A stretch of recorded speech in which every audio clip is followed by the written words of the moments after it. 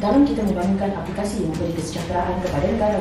Ada yang menyalahgunakannya. Sejak kebelakangan ini, terdapat peningkatan ketara dalam kebocoran maklumat tender. Tindakan membocor atau melakukan ketirisan maklumat tender oleh kaki tangan syarikat disifatkan satu sikap tidak bertanggungjawab. Sebaliknya, selaku kaki tangan, mereka sepatutnya mendukung dan melaksanakan apa jua dasar yang diputuskan oleh organisasi.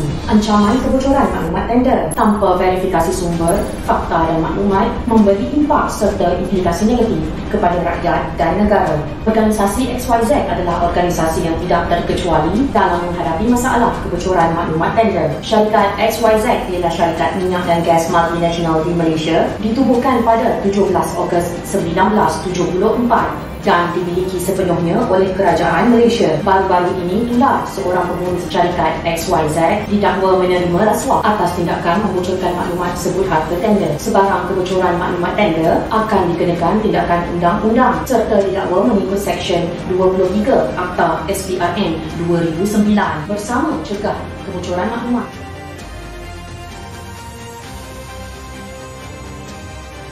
Tidak kirakan bahawa setiap organisasi pastinya mewujud etika tempat kerja yang perlu dipatuhi oleh setiap kerja dalam organisasi tersebut.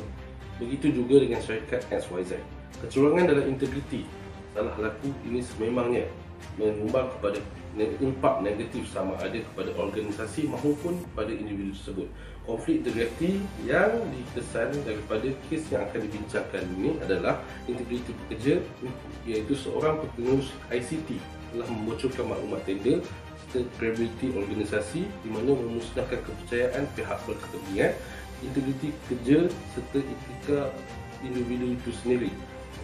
Dapatan statistik juga menunjukkan pada tahun 2019 hingga 2023 sahaja sebanyak 42 kes yang melibatkan penjawat awam di mana ia melanggar etika serta melibatkan rasuah dan bocor maklumat.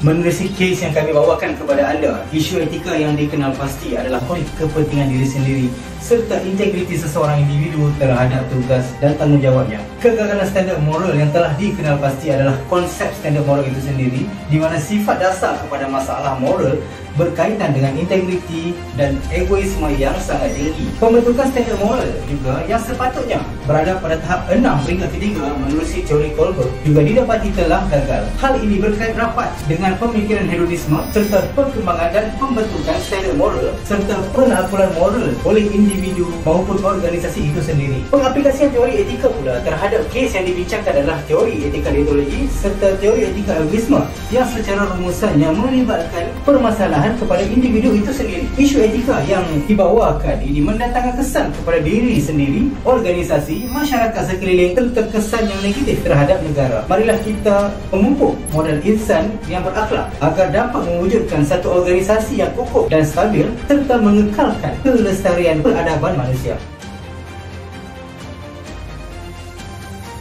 Dapat sesuatu daripada apa yang rakan-rakan bentangkan sebentar tadi mengenai pengurusan ICT membocorkan maklumat. Di sini 3 pengajaran yang saya akan highlightkan untuk dijadikan teladan bersama. Yang pertama, keputusan yang dibuat haruslah melibatkan kepentingan orang sekeliling agar dapat mencapai keharmonian. Yang kedua, semua orang kena peka terhadap kebajikan, khususnya pengurusan di dalam organisasi perlu peka terhadap keperluan dan kebajikan di kalangan pekerja bagi mengurangkan risiko berlakunya salah laku. Yang ketiga adalah semua orang kena peka dan patuh pada etika kerja yang telah dibangunkan di dalam organisasi bagi memastikan budaya kerja berintegriti dan mencapai budaya kerja yang mampan. So, dapat disimpulkan di sini bahawa apa yang dilakukan oleh pengurus ICT di company XYZ itu tadi adalah dianggap tidak beretika dan tidak bermoral. Oleh kerana setiap tindakan yang dilakukan itu memberi impak yang negatif kepada organisasi dan orang sekeliling, malah dirinya sendiri. Oleh itu, fikir-fikirlah dahulu sebelum anda membuat keputusan. Ingat, setiap apa yang kita lakukan di dunia ini pasti akan dipertanggungjawabkan di akhirat kelak. Itu sahaja daripada kami. Harap-harap anda mendapat sesuatu. Assalamualaikum warahmatullahi taala wabarakatuh.